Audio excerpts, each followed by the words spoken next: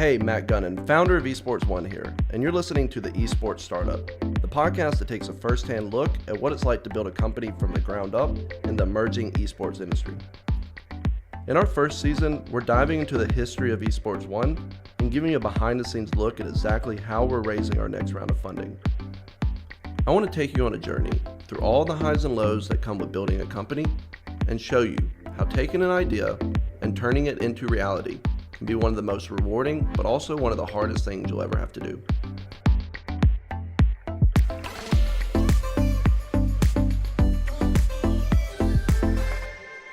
Matt Gunnan here with the Esports Startup Podcast. Woohoo! Yeah, so we're gonna kick off this first episode, basically giving you a bit of just an overview of what we're doing with the Esports Startup, why we created this podcast, and what we hope to achieve with it, as well as a bit of an overview of the esports industry and what that is, and kind of tell you a bit more about Esports One.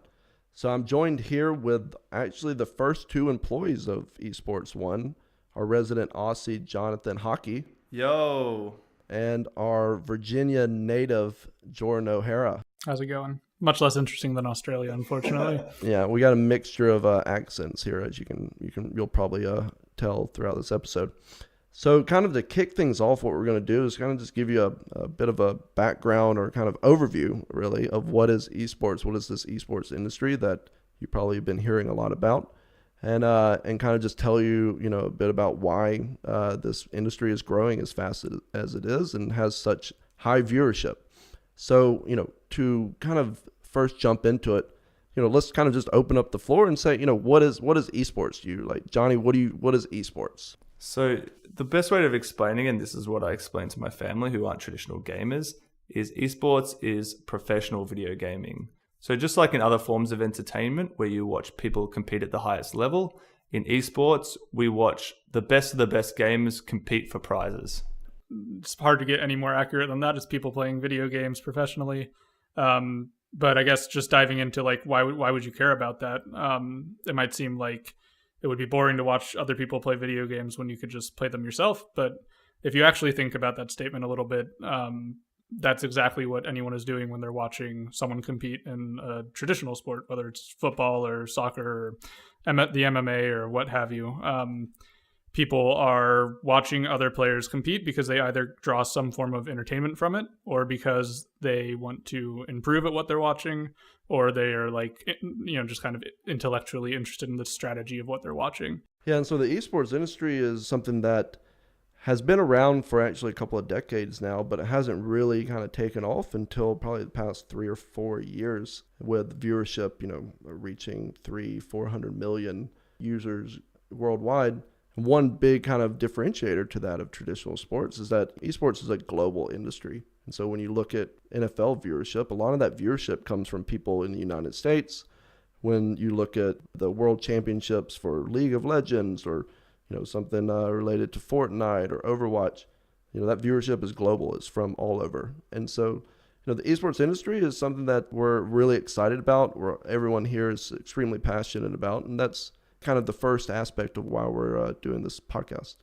So now let's jump into, what is Esports One and why did we start this company and what is it all about?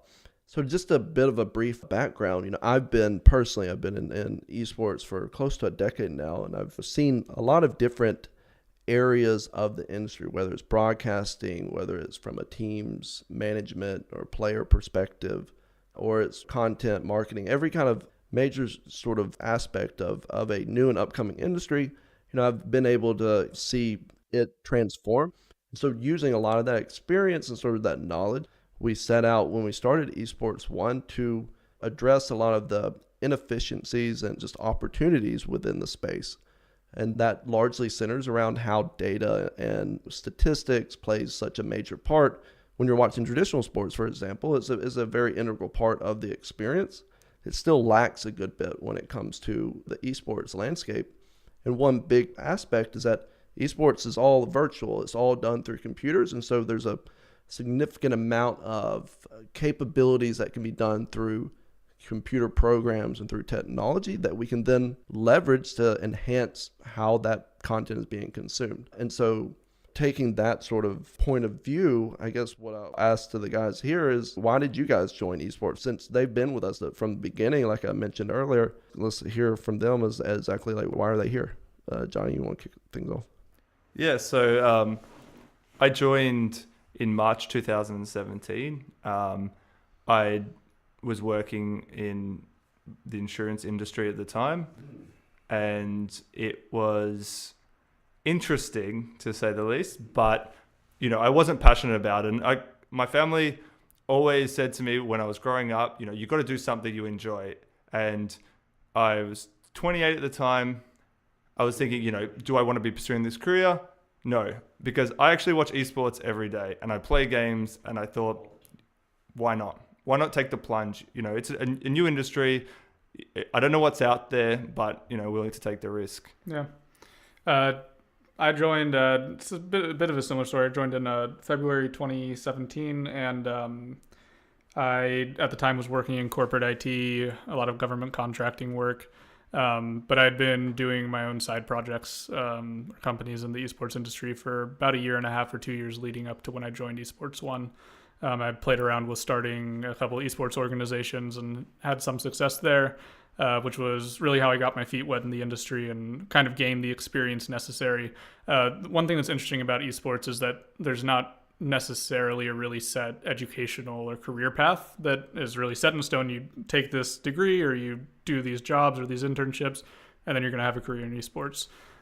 So a lot of the times right now, it's kind of hard to find your entry point into the industry. It could be volunteering. It could be doing your own projects, or if you have relevant experience, joining an existing company. So I ended up, like I said, doing a couple side projects, and then finding Esports One, or finding Matt. I met Matt at a conference, I believe, and we talked about what he was doing. I thought it was an incredible idea, and for some reason decided to quit my job in corporate IT to travel up to Manhattan to live with someone that I met for 2 days. Met online. Yeah, that we just met each other. Traditional Craigslist story. Yeah. So let's go ahead and jump into what is the esports startup really, and why are we doing this podcast? So one thing when it comes to having a startup in general is that there's a lot of ups and downs. There's highs and lows that come, whether it's from a fundraising perspective, whether it's from hiring and bringing on new employees, or moving to a new location like we've had to do when we moved from New York to Boston, back to New York, and now to LA. And so we're about to kick off our Series A, or we actually just kicked it off this week, essentially, and our Series A fundraise, which is going to be our largest round of funding that we've raised. We've raised a seed round of funding. We've raised a pre-seed. It kind of got us off the ground early on. Took an idea, made it into a prototype. Then that prototype was turned into more of a product. And now we're from a product to kind of a company. And what we're looking to use this new influx of capital for is to basically take that company position that we've gotten to, where we're up and running. We have a pretty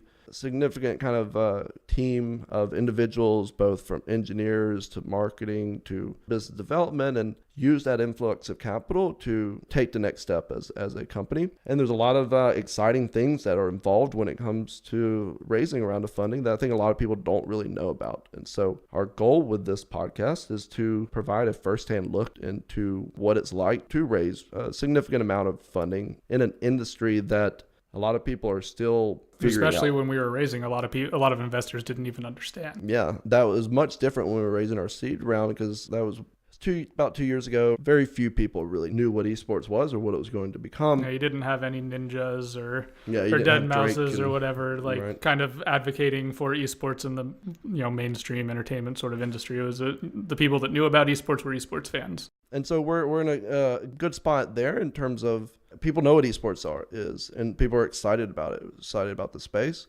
What I think a lot of people don't get to see is exactly what goes into preparing pitch decks and talking to investors and negotiating terms and deals. And so our goal of this podcast is to open up the doors in terms of, showing you firsthand what it's like to raise a round of funding that's fairly large in size, but also in an industry that a lot of people are excited about, and put that right in front of you as a listener, so that you can even if you don't know anything about the startup world or the esports industry, you can at least kind of get a sense from an emotional standpoint, and kind of just from a perspective that not a lot of people get to see outside of a startup or a company that's early in its lifespan. You get to see it kind of firsthand, basically. So we're excited to tell this story with you and bring it along for the ride, and look forward to future episodes and hear what you guys think.